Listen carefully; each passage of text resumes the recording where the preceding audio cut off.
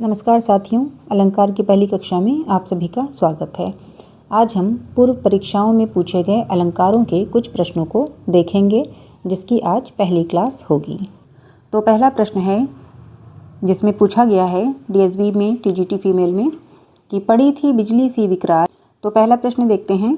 उदाहरण है कि पड़ी थी बिजली सी विकराल, लपेटे थे घन जैसे बाल। तो इस पंक्ति में कौन सा अलंकार है? तो यहाँ पे देखिए आंसर क्या है, उपमा अलंकार है। आप लोगों को पता ही है कि अलंकार के 3 भेद होते हैं और कौन कौन से, शब्दालंकार, अर्थालंकार और उभयालंकार। तो यहाँ पे कौन सा है, उपमा अलंकार है। और उपमा अलंकार भी किस अलंकार के अंतर्गत आता है, तो ये भी ध्यान रखेंगे कि ये अर्थालंकार के अंतर्गत आता है। तो ये पहला प्रश्न था। अगला प्रश्न देखते हैं। अगला प्रश्न है, इस करुणा कलित हृदय में अब विकल रागनी बजती। तो इस पंक्ति में कौन सा अलंकार है? तो यहाँ पर देखिए अनुप्रास अलंकार है। और जैसा कि आप लोगों को पता है कि अनुप्रास के 5 भेद होते हैं, और अगर पूछा जाए 6 का अनुप्रास होगा। इस करुणा कलित हृदय में अब विकल रागनी बजती अलंकार। अगला प्रश्न देखते हैं, तीसरे नंबर का। उदाहरण है, पूछा गया है कि या अनुरागी चित्त की गति समझे नहीं कोई, जो जो बूढ़े श्याम रंग त्यों त्यों उज्ज्वल होए। तो इस पंक्ति में कौन सा अलंकार है, ये प्रश्न पूछा गया है। तो देखिए यहाँ पर विरोधाभास अलंकार है। और इसमें क्या होता है कि जहाँ विरोध ना होते हुए भी विरोध का आभास हो, तो वहाँ पर विरोधाभास अलंकार होता है। फिर अगला प्रश्न देखते हैं हम लोग, क्या पूछा गया है।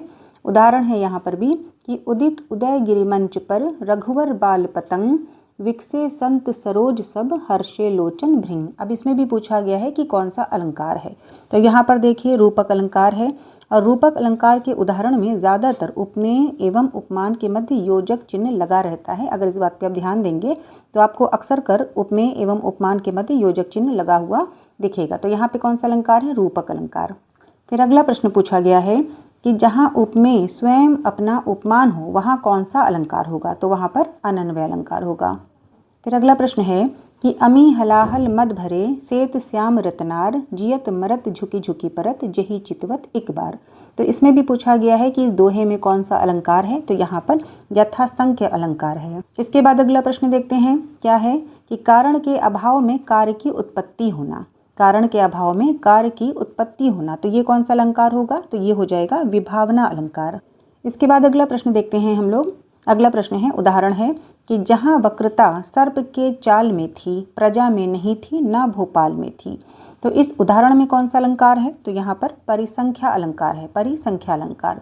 इसके बाद अगला प्रश्न है कि जहाँ राधा आनन उदित। देखिए ये भी उदाहरण है, जहाँ राधा आनन उदित निसी कहाँ बापुरो चंद। एक बार फिर से देखेंगे, जहाँ राधा आनन उदित निसी बासर आनंद, तहाँ कहाँ अरविंद है, कहाँ बापुरो चंद। तो इन पंक्तियों में भी पूछा गया है कि कौन सा अलंकार है।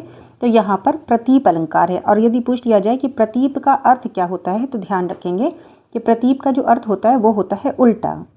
इसके बाद देखिए अगला प्रश्न पूछा गया है एग्जाम में, यूजीसी नेट के एग्जाम में पूछा गया है 2020 में भी और 2021 में भी ये पूछा गया है कि दीपक और उल्लेख ये क्या हैं। तो ये अलंकारों के अंतर्गत आते हैं। दीपक अलंकार और उल्लेख अलंकार ये अलंकारों के अंतर्गत आते हैं। फिर अगला प्रश्न है कि जब 2 वाक्यों में बिंब प्रतिबिंब भाव हो तो कौन सा अलंकार होगा। जब 2 वाक्यों में बिंब प्रतिबिंब भाव हो तो कौन सा अलंकार होगा? तो वहाँ पर दृष्टांत अलंकार होगा। इसके बाद अगला प्रश्न है कि मुख है अंबुज सो सही, मीठी बात विसेखी। इसमें अलंकार पूछा है कि मुख है अंबुज सो सही, मीठी बात विसेखी। इसमें कौन सा अलंकार है? तो यहाँ पर व्यतिरेक अलंकार है। फिर इसके बाद है अगला प्रश्न, पढ़ते हैं कि जब सादृश्य के कारण एक वस्तु में अनेक अन्य वस्तुओं के होने की संभावना दिखाई पड़े और निश्चय न हो पाए, तब वहाँ कौन सा अलंकार होगा। तो देखिए यहाँ संभावना की बात हो रही है।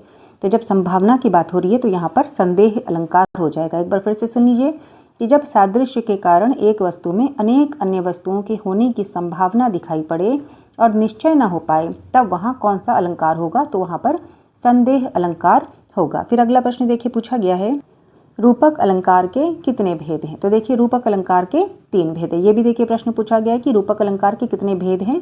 तो 3 भेद हैं। फिर अगला प्रश्न है, नैको बुझाती नहीं बिरहा नल, नैननी नीर नदी बहने पर। अब इस उदाहरण में कौन सा अलंकार है? तो विशेषोक्ति अलंकार है।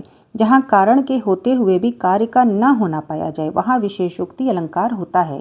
फिर अगला प्रश्न देखते हैं और आज का अंतिम प्रश्न देखते हैं आज की कक्षा का। अगला प्रश्न है कि रहीमन पानी राखिए, बिन पानी सब सून, पानी गए न उबरे मोती मानुष चून। तो अब यहाँ पे पूछा है कि इस उदाहरण में कौन सा अलंकार है, तो यहाँ पर श्लेष अलंकार है। अब देखिए एक शब्द है यहाँ पर पानी और इसके तीन अर्थ हैं। क्या क्या है? एक पानी का अर्थ है चमक, दूसरे पानी का अर्थ है प्रतिष्ठा और तीसरे पानी का अर्थ है जल। एक बार फिर से उदाहरण देखते हैं। क्या है? रहीमन पानी राखिए बिन पानी सब सून, पानी गए न उबरे मोती मानुष चून। तो यहाँ पर एक पानी का अर्थ चमक और वो किस अर्थ में है? मोती के संदर्भ में। दूसरे पानी का अर्थ क्या था? प्रतिष्ठा, जो कि संदर्भ में है इज्जत के अर्थ में है। और तीसरे पानी का अर्थ क्या था? जल, जो कि चून के संदर्भ में है। तो यहाँ पर एक शब्द है पानी और इसके तीन अर्थ हैं। तो यहाँ पे कौन सा अलंकार हो गया? श्लेष अलंकार हो गया। जहाँ एक शब्द अनेक अर्थों में प्रयुक्त होता है वहाँ पर श्लेष अलंकार होता है। तो बस साथियों, आज की कक्षा यहीं तक। आज अलंकार की पहली कक्षा थी, तो आज हम लोग यहीं तक देखेंगे। फिर अगली कक्षा में और भी अलंकार देखेंगे जो कि पहले एग्जाम में पूछे गए। सभी साथियों का बहुत बहुत धन्यवाद। इसी तरह से कक्षा से जुड़े रहिएगा और निरंतर पढ़ाई करते रहिएगा। और अगर क्लास आपको अच्छी लगती है तो लाइक ज़रूर कीजिएगा और चैनल को सब्सक्राइब ज़रूर कीजिएगा।